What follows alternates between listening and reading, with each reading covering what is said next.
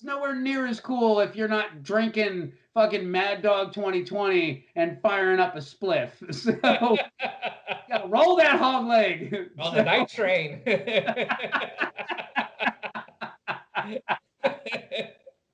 on the night train.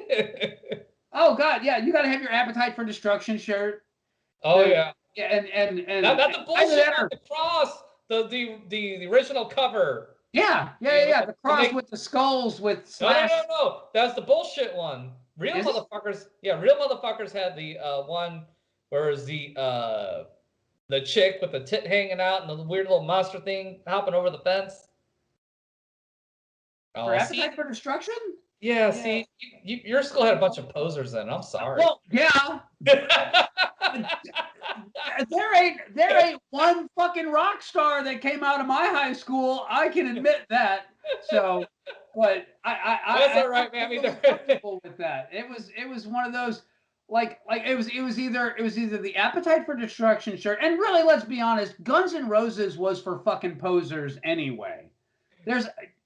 No, it was poser rock. It was MTV pre-processed and packaged corporate heavy metal that told you how to be fucking, anti-authoritarian in an approved way.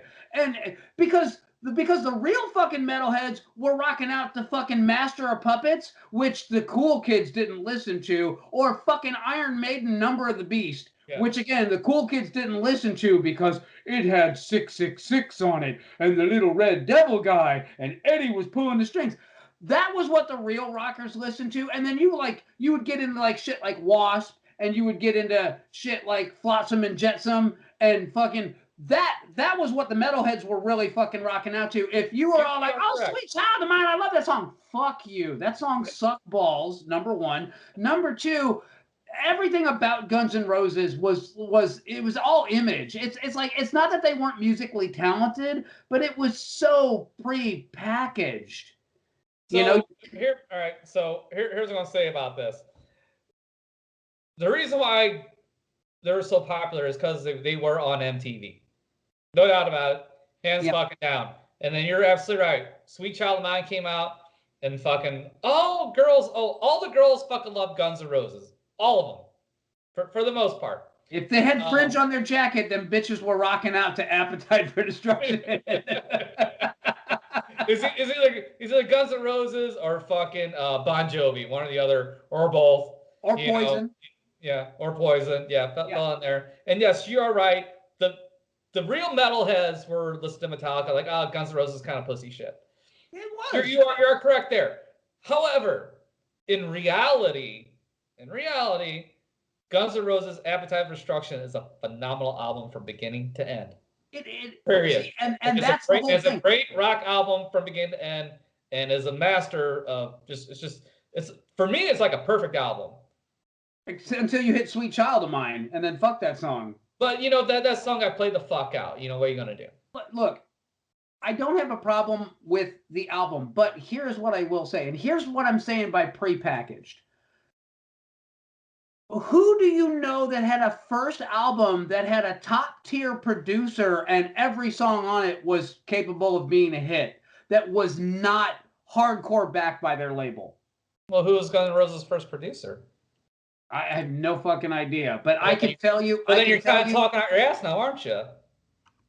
No, I would have known his name if you had asked me 10 years ago. I do not know his name now. So hang on, we'll find out.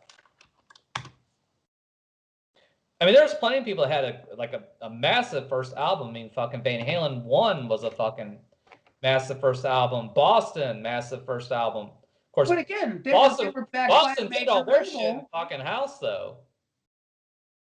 Like, what's his name? Tom Schultz played all the instruments and produced all that shit in his house. The only thing he did was have what's his name come in and fucking on it. Stephen Proffer. Let's see, what did Stephen Proffer do? He did Chillin' in the Sun with Billy Thorpe. He did Quiet Riot's Metal Health. I mean, he's not exactly a household name. No, but remember this. So I mean, Quiet Riot was the first heavy metal #1 hit on the pop chart. So if you're Guns N' Roses and you find this band, and I'm not saying that they don't have talent, I'm not saying they don't have ability, I'm not saying that at all. What I am, however, saying is it's very obvious that when the record label signed them, they were like, you know what, you're the wave of music that's coming up. We're going to give you a top tier producer who has made hits in the past, and we are going to pump your shit up, and then we are going to blast that out on every venue we can get. We're going to get you on the pop stations. We're going to get you on KSHE 95.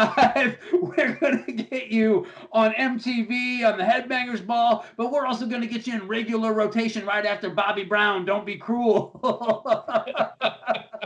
So, I mean, like, seriously, like Guns N' and again, I don't fault them their fame, but I'm just going to say, like, when you see a first album like Leatherwolf, nobody's ever fucking heard of, but good lord, they have a fucking great audioscape. But you could tell that that was a bunch of dudes that they had like 3 really great songs on that album, and the rest of the songs, they were good, but they weren't great. But that was a bunch of dudes that were fucking grinding out music while they were performing and fucking honing their craft, and they finally hit that like one song, and the record album, you know, the label was like, okay, we'll sign you now.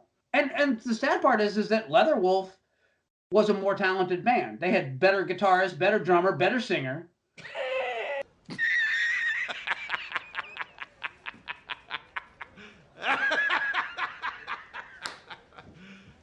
You serious? They did. Axl Rose is like, just really. Hey, you can say that all you want, and you know this. In rock, it's not really about how talented you are, because let's face it, there's a bazillion great, fantastic guitarists, a bazillion great, fantastic singers, bass players, drummers that were fucking out there. Yeah. But are you unique? Is there something about you that differentiates you from anybody fucking else? Exactly. That's the thing. He has a distinct voice that nobody sounds like fucking Axl Rose. Well, Mark Slaughter. No, it's a whole different thing. But anyways, it's they had the fucking look. They had a unique, really a more hard-edged sound that was being put out at that time for rock. For straight rock. For straight rock. They brought back the dirt back in the fucking rock. You know, where it was getting very glam, it was getting very sanitized party, very polished, where Guns N' Roses is very dirty in the fucking gutter fucking rock. Well, so yes and no. Again, so, in a corporate, so it's a little grittier look. It's definitely grittier music, and it's a very unique thing. So I can see how they got picked up. Yeah. And to me, it makes perfect sense. And plus, you know, it's a right place at the right time, and it's a number of fucking things. I remember Sweet Child of Mine was like a big fucking deal my senior year in high school, and that would have been 89. No, that's 87. No, that's when the album came out. Like 87. No, wait, I know that it came out in 87. I'm just saying that I remember like the hit train started for like Welcome to the Jungle, it really hit in like 88. And it was 89 when Sweet Child of Mine was a big fucking deal, and you couldn't fucking go anywhere without hearing that fucking song. You're way off. And then fucking Use Your Illusion didn't come out. 88 was when it dropped, or when it was released as a single. As a single. As a single. When in 88, late 88, early 88. Because I remember, and I'll tell you why I remember this, because we had like the graduation video, and like, you know, they like did like, you know, all the school activities and sports and and then like the plays and the band and all that bullshit, and Sweet Child of Mine, which was super cool at the time, was heavily featured on that fucking video. So I know that it was like still a big fucking thing in 89. Your school is just behind the times. It should came out to the county. Take that long to travel. where we were ahead of the curve. So, but